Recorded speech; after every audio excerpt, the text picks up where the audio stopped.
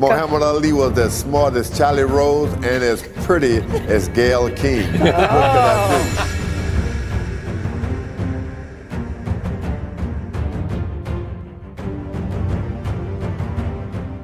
For decades, George Foreman's sprawling Texas ranch held secrets that few knew existed.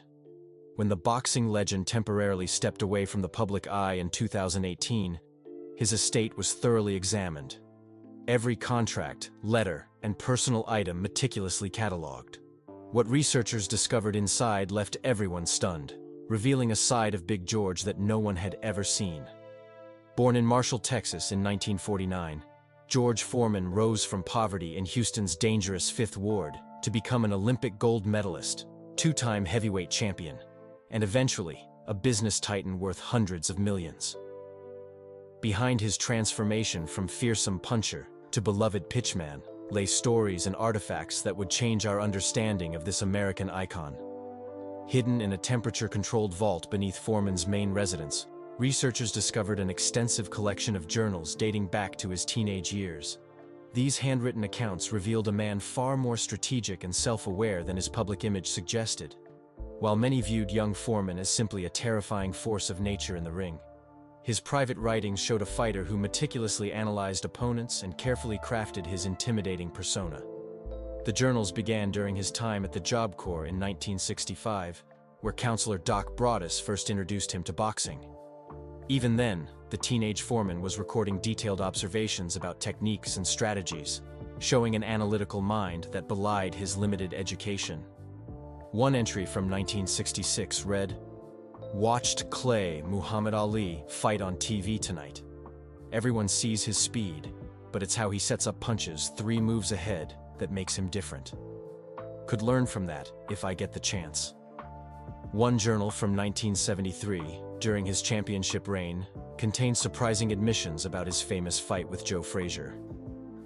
"I wasn't as confident as I looked," Foreman wrote. "When they announced Frazier's name, my knees almost buckled. I just made sure my face never showed it." This glimpse of vulnerability from a man who had demolished the previously undefeated champion in 2 brutal rounds shocked boxing historians who had always viewed the young Foreman as fearless. The journals revealed that Foreman's intimidating pre-fight stare, which made opponents visibly uncomfortable, wasn't natural but carefully practiced. "Spent an hour in front of mirror perfecting the look," he wrote before his 1974 fight with Ken Norton. "Not blinking is hardest part. Eyes water, but worth it to see fear in their face at weigh-in." This calculated approach to psychological warfare showed a level of sophistication far beyond the brute force puncher often portrayed in boxing literature. Perhaps most revealing were Foreman's writings after his 1974 defeat to Muhammad Ali in the Rumble in the Jungle. While publicly Foreman had always been gracious about this loss, his private journals showed how deeply it affected him. "Lost more than a fight today," he wrote hours after the knockout. "Lost my identity. Who was George Foreman if not champion? Feel like a stranger in my own skin." These raw emotions helped explain his dramatic life change and religious conversion that followed 3 years later. The journals documented a 3-year spiral following the Ali loss, with Foreman writing about increasing feelings of emptiness despite winning his next fights. "Knocked out 5 men since Zaire," he wrote in 1977 before his fateful fight with Jimmy Young. "Felt nothing. The man they cheer for doesn't exist anymore." This existential crisis set the stage for his religious experience after the Young fight, giving new context to what many had viewed as a sudden conversion. The estate contained evidence of Foreman's secret correspondence with Muhammad Ali spanning decades. Despite their famous rivalry, these letters revealed a deep friendship that developed in later years. The earliest letter, dated 1978, showed Ali reaching out to the newly converted Foreman, writing, "George, I heard you found God. I'm happy for you, brother. We fought in the ring, but the real fight is finding peace in this life. You're winning that one now." Most surprising was a letter from Ali dated 1989 during Foreman's comeback, offering strategic advice for handling younger fighters. "These boys haven't seen what we've seen," Ali wrote. "They think it's about muscle. You and I know it's about mind." Foreman had apparently incorporated this counsel into his improbable second championship run, making adjustments to his fighting style based on Ali's suggestions. The correspondence continued until shortly before Ali's death in 2016, with the final letter from Foreman to Ali saying simply, "You showed me how to lose and still win." The greatest gift any fighter could receive. This private friendship between two of boxing's greatest rivals adds a poignant dimension to their public narrative. Financial records found in the estate painted an unexpected picture of Foreman's legendary deal with the manufacturers of the George Foreman grill. While the public knew about the $137.5 million buyout for rights to his name in 1999, discovered contracts revealed that Foreman had initially rejected a larger offer that would have paid him $150 million immediately. Instead, he negotiated for a lower guaranteed amount plus perpetual royalties from certain markets, a decision that ultimately earned him over $200 million total. The documents showed that Foreman had insisted on maintaining quality control provisions that many celebrities neglect in endorsement deals. One clause specifically allowed him to reject any product modifications that reduced quality, with his handwritten note in the margin reading, "If my name's on it, it better work like I say it works." This attention to product integrity helps explain why the Foreman grill maintained its reputation while many celebrity products quickly faded. More surprising was evidence that the grill wasn't the first product Foreman was offered. Documents showed he had previously turned down endorsement opportunities for everything from lawn mowers to fast food chains. A 1992 memo from his business manager questioned his rejection of a guaranteed $8 million for a hamburger chain deal. Foreman's handwritten response, "Won't put my name on anything I don't believe in, period." The estate contained hundreds of unopened letters from fans, many dating back decades. Foreman had apparently kept every piece of correspondence from children, and particularly from former troublemakers, who cited him as inspiration for turning their lives around. His systematic organization of these letters, labeled and dated, revealed how seriously he took his role as a model of transformation and redemption. One section was dedicated to letters from former gang members, who had found positive direction through Foreman's youth center. Foreman had not only saved these letters, but had made detailed notes about following up with many of these individuals, tracking their progress over years and even decades. In some cases, financial records showed he had anonymously funded education or business ventures for particularly promising youth who reached out to him. Researchers discovered evidence of extensive anonymous philanthropy that Foreman had never made public. Financial records showed millions donated to youth centers across America, particularly in disadvantaged neighborhoods similar to where he grew up. A separate foundation, operating quietly under a different name, had funded scholarships for hundreds of students from Houston's Fifth Ward. One document explicitly instructed that, under no circumstances should the Foreman name be attached to these contributions. Tax records revealed that at certain points, particularly during the 1990s as his comeback was generating significant income, Foreman was donating nearly 30% of his annual earnings to various causes. Yet he had structured these donations through such complex channels that not even close associates knew the full extent of his giving. A letter from his financial advisor in 1997 cautioned about excessive charitable allocations potentially impacting long-term security, advice Foreman apparently ignored. Among the most valuable discoveries was Foreman's complete collection of fight films and training footage, including previously unseen recordings of his preparation for his biggest bouts. Sports scientists who reviewed this material noted that Foreman's training methods in the 1970s were decades ahead of their time, incorporating techniques that wouldn't become mainstream until the 2000s. Of particular interest was footage showing Foreman's rehabilitation after his losses, revealing innovative recovery methods he had never publicly discussed. The training footage from his comeback in the late 1980s was especially revealing. While publicly, Foreman joked about his weight and apparent lack of conditioning, private videos showed him performing sophisticated exercise routines focused on core strength and rotational power, rather than traditional boxing workouts. Notes accompanying these videos, written by strength coaches he had hired from Eastern Europe, detailed a scientific approach to maintaining power while accommodating age-related changes. The estate contained surprising medical records that explained one of boxing's greatest mysteries: how Foreman was able to successfully return to championship boxing in his 40s. These documents revealed that during his decade away from the sport, Foreman had participated in an experimental health program, combining nutrition, specialized training, and early preventative screening. Doctors' notes indicated that his cardiovascular system and neurological health had actually improved during his 30s despite his weight gain. Information Foreman had strategically kept from opponents who viewed him as an aging, slow target. Brain scans from throughout his career showed that Foreman had suffered remarkably little damage compared to other fighters with similar experience, partly due to his defensive technique, but also thanks to specialized protocols he followed between fights. A medical report from 1993 noted that Foreman's neurological health appears better than most active fighters 15 years his junior, adding that his cognitive function tests exceed the norms for non-boxers in his age group. Perhaps most poignant were draft chapters of an unfinished autobiography that presented a more nuanced view of Foreman's famous 1977 religious conversion. While he had publicly described a sudden revelation after his fight with Jimmy Young, these private writings detailed a longer spiritual journey marked by doubts and setbacks. "The man in the ring was dying long before Puerto Rico," he wrote. "Every morning I asked God for one more day of being someone else.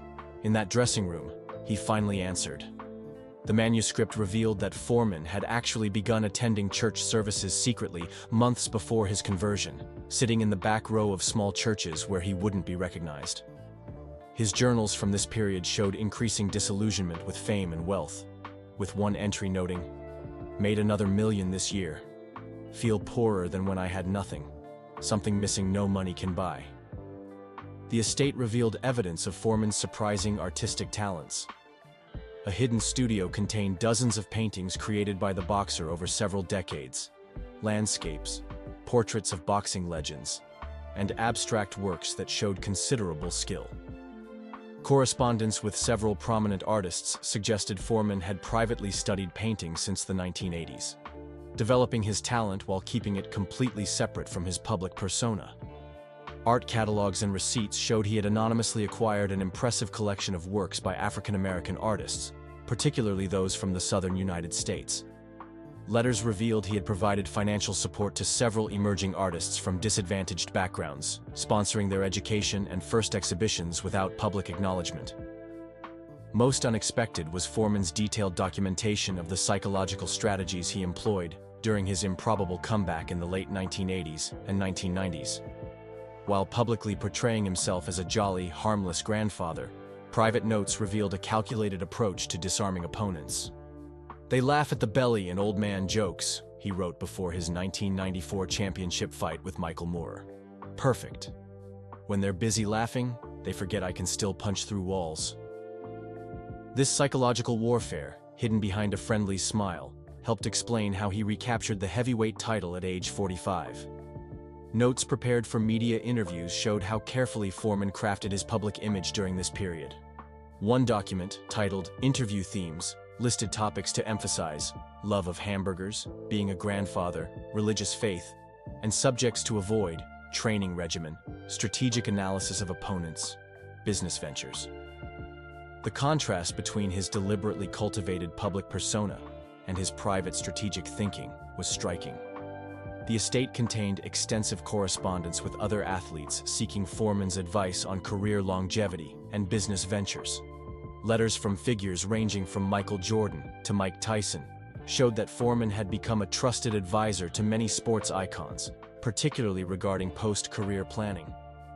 A particularly moving exchange with a young Tiger Woods in the late 1990s revealed Foreman warning about the pitfalls of fame and the importance of preparing for life's second and third acts. Detailed files showed Foreman had developed a formal mentoring program for retired athletes struggling with the transition to post-sports life. Financial records indicated he had personally funded this initiative, which provided business training, mental health support, and in some cases, seed money for new ventures. Notes from participants described the program as life-saving during their difficult transitions. Financial records showed that while the Foreman grill made him wealthy, his savvy real estate investments may have been equally important to building his fortune. Documents detailed property acquisitions spanning 3 decades, revealing that Foreman had quietly assembled substantial holdings in developing areas long before they became valuable. His investment philosophy, outlined in personal notes, emphasized long-term ownership in tangible assets, a conservative approach that protected him from the financial reversals that affected many other athletes. A handwritten investment guide he'd prepared for his children outlined principles that had guided his financial decisions. Buy what people will always need, not what they temporarily want, and the best investments are boring. If everyone's excited about it, you're already too late. This disciplined approach explained how Foreman had preserved and grown his wealth when many other athletes had lost fortunes through speculative ventures. Also discovered were detailed plans for future business ventures that Foreman was developing before his passing. These included concepts for health food restaurants, specialist gym equipment for older adults, and a comprehensive wellness program based on his own fitness journey. These documents showed a man continuously looking forward, developing new ideas well into his 70s. Most surprising among these business plans was a detailed proposal for sustainable housing developments in historically underserved communities. Architectural drawings and financial projections revealed Foreman's vision for creating affordable housing that incorporated green spaces, community centers, and economic opportunities for residents. Notes indicated he intended this to be his legacy project, designed to transform neighborhoods like the one where he grew up. Perhaps most revealing were Foreman's reflections on his family life, particularly his unusual decision to name all 5 of his sons George Edward Foreman. While he had publicly joked about this choice, private writings revealed a deeper purpose. "When your name has value, you pass that value to your children," he wrote. "But more important, they must find their own identity within that name. Just as I had to find mine again after boxing." This philosophical approach to family legacy added new dimension to what many had considered merely an eccentric choice.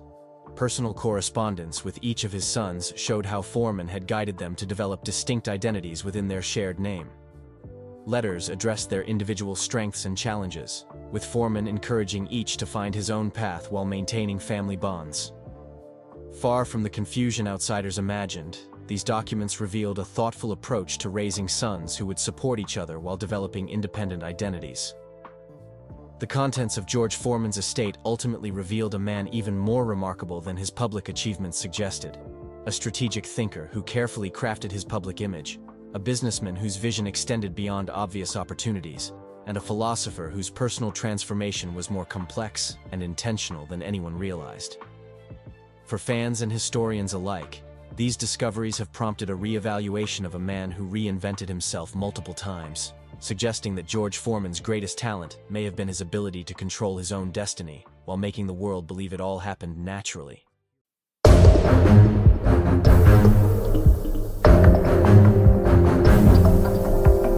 Are you really going to fight Tyson? No doubt. I'm gonna whip his head till it roped like okra. You know, a lot of guys have said things like that. And it hasn't happened yet. Mike Tyson and George Foreman, 2 of the biggest names in boxing history. Both are known for their incredible power, knocking out opponents like it was nothing. For years, it seemed like there was respect between them. But now, something is different. Mike Tyson has finally spoken about George Foreman, and it's not good. His words are strong, and they reveal something most people never expected. What happened between these 2 legends? Why is Tyson speaking out now? There's more to this story than meets the eye, and it could change everything. What did Tyson say? So, what exactly did Mike Tyson say that has everyone talking? This is where things get really interesting because no one expected Tyson to speak like this about George Foreman. Tyson has always been the type to respect the greats, especially those who came before him. But this time, it felt different. This time, it felt personal. In a recent interview, Tyson was asked about all the what-if matchups, those dream fights that never happened, you know, the ones fans still talk about. And when the topic of George Foreman came up, Tyson didn't hold back. He looked right at the camera, smiled a little, and said, "George wasn't the fighter people think he was. If we fought when we were both in our primes, I would have destroyed him. He was too slow for me. His power meant nothing if he couldn't touch me." Now, just hearing Tyson say those words sent shockwaves through the boxing world. Not because Tyson thinks he could win. I mean, every fighter believes they could beat anyone. That's normal.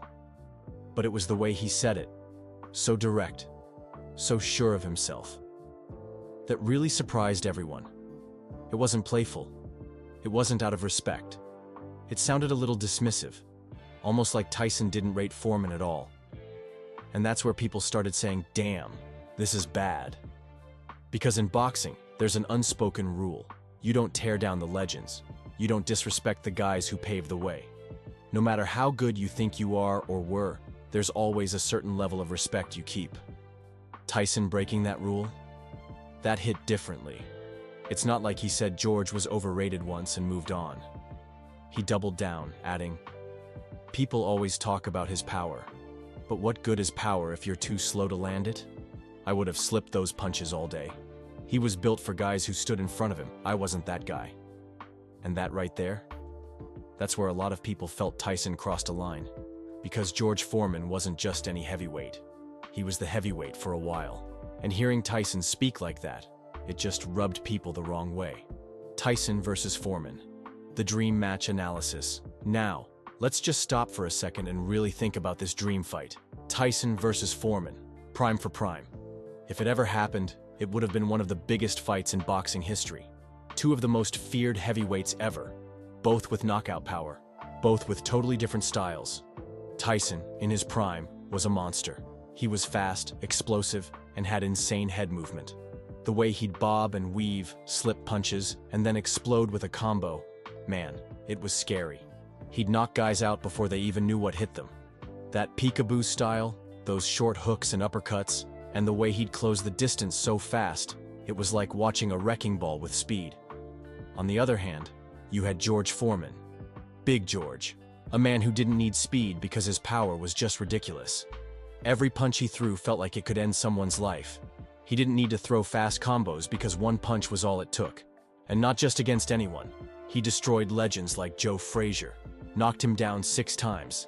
6 times. That's not normal power. That's once-in-a-lifetime power. But here's where the real debate starts. Would Tyson really destroy Foreman like he claimed? A lot of boxing experts over the years have argued about this.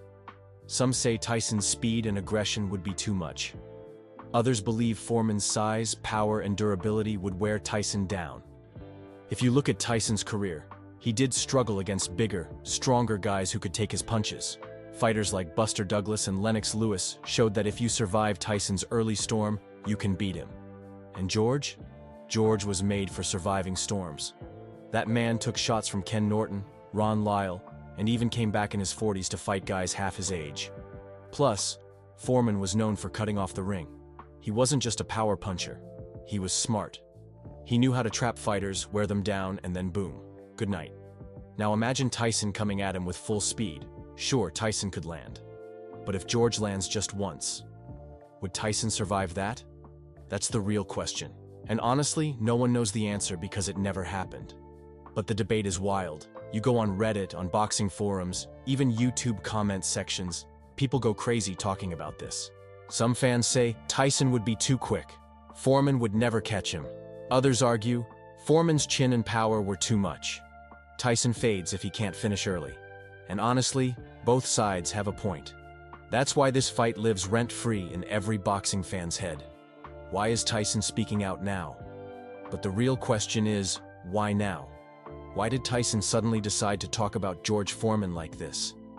Tyson's been retired for years. He's been doing his podcast, his weed business, his TV appearances. So, what made him bring up Foreman? Some people think he's just being honest now. Tyson's older. He doesn't care about sugarcoating things anymore. Maybe he feels free to speak his mind, no matter how people take it. Others believe it's just Tyson being Tyson. Controversial, raw, and unfiltered. That's who he is. That's who he's always been. But there's also the idea that Tyson is building hype for something. Maybe a new project, maybe a documentary, or maybe he's just trying to stay in the headlines. After all, when Tyson talks, people listen. Especially when he's talking about another legend like George Foreman. And let's not forget, Tyson has a history of changing his views. One day he says one thing. A few months later, he says the complete opposite. That's just how he is. He's emotional. He's unpredictable. And maybe, just maybe, this was one of those moments where he just said what was on his mind without thinking about the fallout.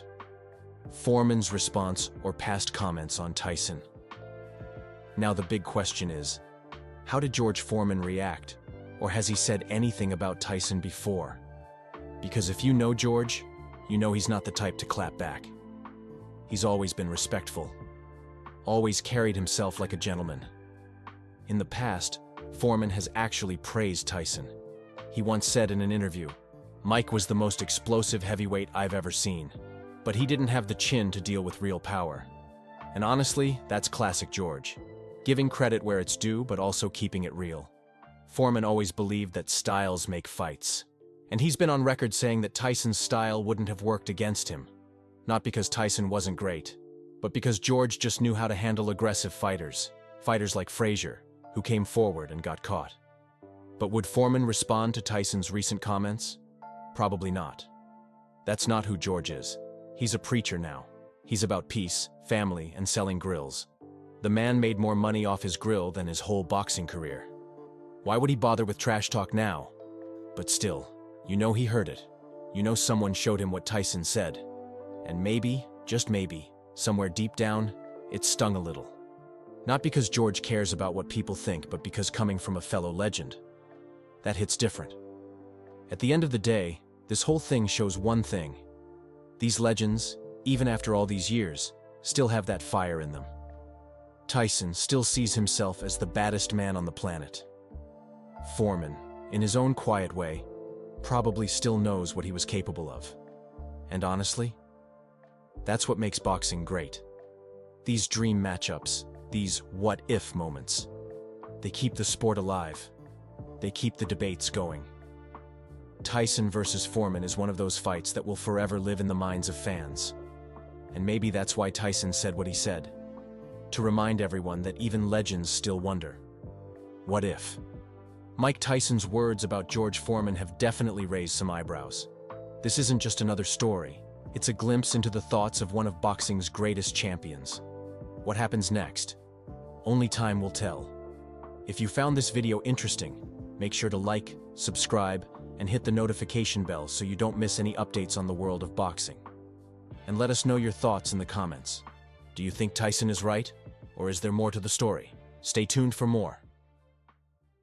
Man. I'm just like you. You don't think I'm scared of those public schools for my kids because I experienced that stuff? You don't think you think I want somebody to throw some lie ass in my kid's face? No, but if they didn't have that opportunity, I would want them to be in public school. Mike Tyson showed up in Brooklyn, looking for a bullied kid whose mother had asked for his help, and ended up teaching his bullies a lesson they would never forget. Nick Stone, a 13-year-old boy, sat in the classroom drawing a boxing glove in his book while the teacher taught. Suddenly, the teacher approached Nick, who was engrossed with the drawing. "Drawing again?" the teacher asked, taking the book and showing it to the class as he asked if they were in an art class. Everyone screamed no, and Justin, the bully, shouted, "He wants to make Mike Tyson a boxing glove, but he can't throw a punch." The whole class laughed at Justin's words and everywhere became disorganized. The teacher asked the students to sit down and told Nick to focus on what he was teaching. The class soon ended, and at break time, Justin walked to Nick with two of his friends and asked to see the picture of the gloves. Nick was quiet as he knew that this was likely to lead to a fight, and he was scared of fighting. "Give me the book," Justin shouted as he did something heartbreaking. Justin and his friends took Nick's bag, opened it, threw all the items on the floor, and stepped on them as Justin told Nick, "You are a worthless being who can never amount to anything." Nick didn't say a word as they left. Justin was one of the most popular kids in the school, as he was handsome, played basketball, and was tall, unlike Nick, who was seen as a nerd who kept to himself, and was mocked for his short stature. That was why Justin nicknamed him Short Nick. After Justin left, Nick picked up his items on the floor as his phone beeped. It was a notification on Mike Tyson. Nick checked it, and a video of Mike Tyson played. "Hey guys, how are you doing? Who's excited to see me in Brooklyn on the 27th of November? We are having an exciting exhibition, and I will be there. I hope to see you there." Mike Tyson was coming to town in the next 2 days. Nick was happy as he thought of showing Mike Tyson his prized invention, a smart boxing glove he had been working on for the past 2 years. It wasn't perfect yet, as he still had some tweaks to work on, but Nick was hoping that Mike Tyson would love it and wear it for one of his training. The break was soon over, and everyone came back to the class, but the teacher didn't come to class on time. so Nick watched an old video of Mike Tyson's fight. Suddenly, Justin walked to Justin and took his phone. "Hand it over," Nick said as he stood up. But Justin threw the phone to a friend. The other students watched them as Nick went over to the other friend, who then threw the phone back to Justin. Justin looked at the phone and saw the video of Mike Tyson and showed the whole class. "Guys, short Nick thinks he can be the next Mike Tyson." The whole class burst out in laughter. Feeling embarrassed, Nick went to Justin, who was taller than him. "Hand me my phone," he shouted. The whole class went quiet as no one had expected such an outburst from Nick. He was always the calm one, allowing bullies like Justin to push him around without being able to speak up. But maybe today he was going to do something. Justin looked down at the short Nick and raised the phone. "If you can take the phone from my hand, I'll give it to you. Or maybe you can punch me like Mike Tyson and get the phone," Justin said as the whole class laughed. Nick didn't know what to do as Justin moved backward and drew up his hands to his face. "Let's have this, Nick. You are a Mike Tyson fan, right? There's no way you shouldn't be able to throw a punch." Nick was tired of everything that was happening. For over 2 years since he transferred to St. Anne High School, he had to deal with Justin every day. He tried to avoid him, but Justin always showed up in his face as he enjoyed taunting Nick. He was a bully, but Nick was just a humble boy who was trying to stay out of trouble. "Come on, let's fight short Nick," Justin said. But the physics teacher, Mrs. Rachel, entered the class. "What's going on here?" she asked as everyone went back to their seats and Justin gave Nick his phone. Mrs. Rachel was one of the teachers who loved Nick and appreciated his love for engineering. Today, Mrs. Rachel reminded them of the upcoming science fair. They had just 2 days to go, and she urged them to participate as some reputable people were going to be attending, and the top innovative ideas were going to earn prizes. Nick listened to Mrs. Rachel attentively as she pointed at him. "Nick, I am hoping you'll do something remarkable this time." Nick didn't say anything as the class turned their attention to him as someone said, "Maybe he will make something that will make him taller than Mike Tyson." The class laughed at the remark. "And maybe you'll make something that will make you shorter," Mrs. Rachel said, and the class laughed out loud. Getting home, Nick looked at his room filled with unfinished projects and engineering tools. Mike Tyson was coming to town, and the smart boxing gloves he was working on still needed some more adjustment and fine-tuning for it to be completed. Nick walked towards his most prized project, Tyson's Power Gloves, which could monitor a punch force, velocity, and impact distribution while still protecting the hands of the wearer. Nick had named his prized invention after Mike Tyson's famous super punch. Nick had always been fascinated by Mike Tyson. As a young boy, he and his father watched almost all of Tyson matches. His father described Mike as a strong force who had risen from grass to grace because of his resilience. Despite failing, he still picked himself up and to greatness. Nick's father had fueled the desire for the love of Tyson in his son. However, tragedy hit them. Nick's father died after a brief illness, but his words on Mike Tyson stayed with Nick as he grew up. "You can achieve greatness in life if you believe in yourself, just like Mike Tyson did. Don't let your past or background define you." Determined, Nick began to pay more attention to engineering and mechanics. He loved how they worked with tools, creating new inventions, and he also began to play with all sorts of odd items like broken gadgets, scraps of wires, discarded circuit boards, motherboards, and microchips. Eventually, Nick began to fix items and invent small devices, but he wanted to do something special that could be dedicated to his father. Suddenly, an idea struck his mind. He was going to make a smart boxing glove in honor of his father's love for Mike Tyson. Nick began to gather scarps again, talking to his teachers while watching videos online, and researching how to make his invention a reality. After months of gathering information, he was finally able to reset the skeleton of the Power Gloves. Although it wasn't as perfect as he wanted, as it needed some advanced sensors and stronger materials that weren't within his reach. But this was a start for him, as he knew that with the right tools, the gloves would function better. However, the glove was missing a vital microcontroller that could synchronize its main function of tracking the velocity and force of a punch. Nick sighed as he held the Power Glove in his hands. He could present this at the science fair, but then he thought about Justin and the others. They were going to laugh at him if he did this, and he would forever be tagged a weirdo. But was Nick going to allow them to stop him from participating in the science fair? The next day at school was tough for Nick, as Justin kept mocking him. "You are going to participate in the science fair, right? I bet you'll bring the gloves you've been hiding all your life. But guess what? You'll fail. Loser." Nick hurt, ignored Justin's words. Later, Mrs. Rachel called Nick and asked if he was going to present something at the science fair, but he said he wasn't sure. Why? You've always said you'll present those magical gloves at the perfect time. Now is the perfect time, Nick. You might even get a scholarship to study at a prestigious university.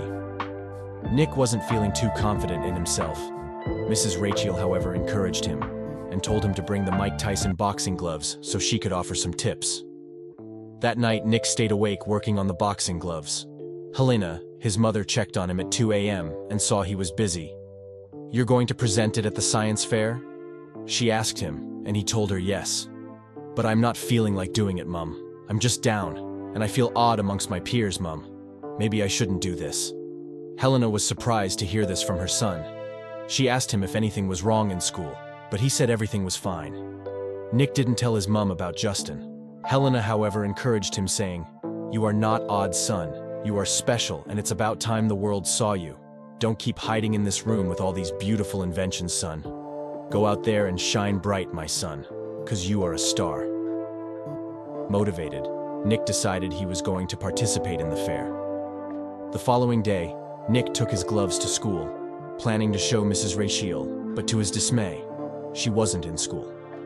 It was unlike her, as she always arrived early before most teachers. Nick clutched his school bag tightly as he thought about what he was going to do now.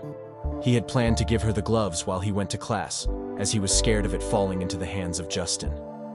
What was he going to do now? Scared, Justin decided to keep his invention in his school locker.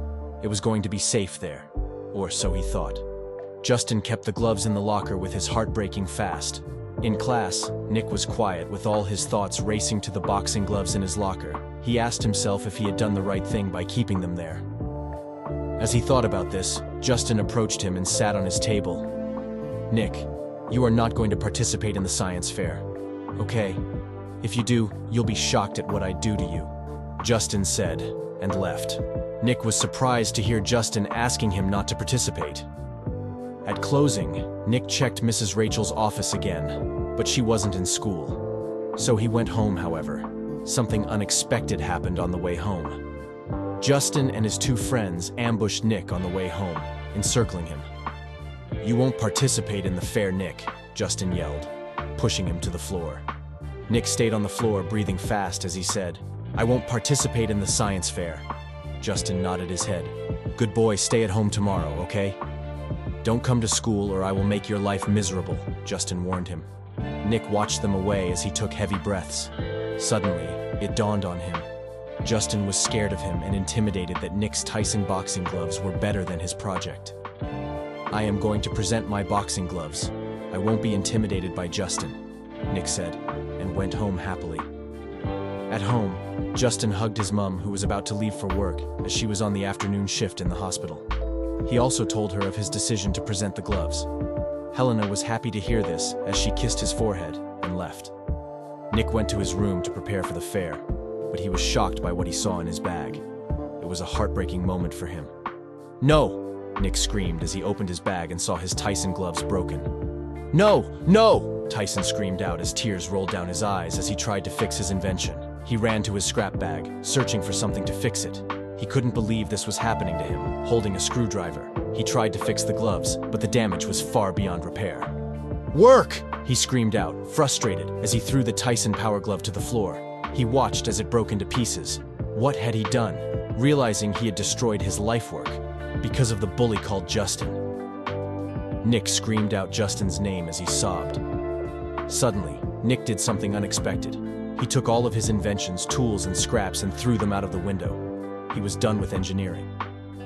Helena returned home the next morning and was shocked to see that her son had thrown all his stuff outside. "What was happening?" she asked as she headed to Nick's room. Nick was on the bed with eyes red and swollen. "What's wrong, darling?" she asked him as the whole room was empty. "Talk to me, please," Helena pleaded with her son. For the first time, Justin told his mother about how he was bullied in school by Justin, how Justin had made him ruin his invention, and how he couldn't fix it. Nick sobbed in his mom's arms. The science fair was an opportunity for him to shine in the school and fix the way people saw him, but he had lost the chance. Helena tried to make him present another invention, but Nick was done. He wasn't making any invention anymore. He told his mother he was going to be an artist instead. Maybe he'd gain fame from being a short man. "Short Nick," he said in tears, as he sobbed in his mother's arms and his phone beeped. It was a notification from Mike Tyson announcing that he was coming to the St. Anne's Science Fair for their exhibition. Nick showed his mother the notification. "This was meant to be my opportunity, Mom," he sobbed and ran out of the house. Helena sobbed out as she ran after him. Her son shouldn't be going through all of this. She wanted to help him, but she didn't know what to do. But then something came to her mind. Helena logged onto Twitter and wrote a message to Mike Tyson. "Hello, Mike. My son Nick is a young, brilliant engineer who's loved you from a young age. He designed a boxing glove in honor of you, and he wanted to present it in St. Anne's Science Fair. But he had been bullied in school, and this has led to his project being destroyed. Now he no longer wants to do sciences again. As he's lost hope, I wish you'd send him some inspiring words to him. Below is the picture of the boxing gloves, and here's my address." Was Tyson going to reply? The next morning, Nick returned home. Helena hugged him happily as they heard the doorbell. Helena walked to open the door, and Mike Tyson stepped into the house. "Hello, Helen," and I'm guessing that must be Nick. Neither Helena nor Nick could say a word as they couldn't believe their eyes. Mike Tyson was in their living room. He asked if he could sit down as Helena nodded and he sat. "Are you the young innovator?" Tyson asked. "Yes," Nick stammered, and Tyson asked him to show him the boxing gloves. Helena nodded her head to Nick and pointed upstairs. Nick ran up to his room and saw his prized invention and all his other inventions in the room. His mother had returned them. Tyson followed Nick behind to his room, and he was impressed by everything. Tyson walked towards the boxing glove. "It's not yet fixed perfectly," Nick said as he gave Tyson the gloves. "Tell me about it," Tyson said, and Nick told him about how his father had fueled his desire to make the gloves. Tyson was impressed by what Nick had done. "This is the future of boxing. This is so innovative, Nick. You have to present this tomorrow." Nick wanted to come up with an excuse for how badly damaged the gloves were, but Tyson told him, "You can do whatever you put your mind to, Nick, and I understand how you're feeling, as I've been there, feeling like the whole world is against me. But Nick, you see these bullies, these people who talk down on you. They're jealous of you. They're scared of the great giant they see inside of you, so they talk you down. But you have to close your ears to them and focus on what's important. Focus on your ideas, on your dreams, and don't let anyone take them away. The world needs people like you, Nick. We haven't gotten enough inventors, and until you see yourself out there doing what you love doing the most, don't stop pushing and chasing your dreams." But Tyson wasn't done as he called his friend, who was an engineer, and asked him to provide Nick with everything he needed to bring his power gloves back to life. Everything was happening like a movie as Nick got the materials he needed to fix the Tyson power gloves. The next day was the science fair. A lot of students stood at their booths with their creative innovations, including Justin. But there was someone else at the far end who had a long queue of people who wanted to try his invention. It was no other person but Nick Stone with his Tyson boxing gloves. Justin and the other students stared at the long queue of people at Nick's booth. While this was going on, Tyson walked up to Justin, who was by his booth. "Oh my God. Sir, it's an honor. Let me tell you about my invention, sir," Justin said. But Mike stopped him as he told him he had heard about what he did to Nick, and it was so disappointing that he chose to be a bully instead of focusing on his life and choosing a path which would lead to success. "I've seen a lot of bullies, Justin, and guess what? They end up as losers and finally end up in jail because they are always looking for trouble. I bet you don't want to end up in jail. It's not a good place to be, Justin. Focus on your education and be an inspiration to people instead of tearing them down. I hope you make better choices," Tyson said, and he left as Justin thought about Tyson's words. And then the moment everyone had been waiting for happened. The results were announced, and Nick was declared as the winner. But that wasn't all. Mike Tyson also announced that he would sponsor Nick's education at one of the best colleges in the US, where he would be mentored by engineers who would support him and teach him on bringing his ideas to life. Everyone clapped for Nick, including Justin, who walked up to him at the end of the science fair and apologized to him for bullying him all these years, admitting that he was intimidated by Nick's abilities. Nick couldn't believe his ears. He had done it, thanks to Mike Tyson, who who showed up for him at his lowest point and motivated him to keep chasing after his dreams. Today, Nick is studying mechatronic engineering at Kent State University. What do you think of Mike Tyson's response to the bullied boy?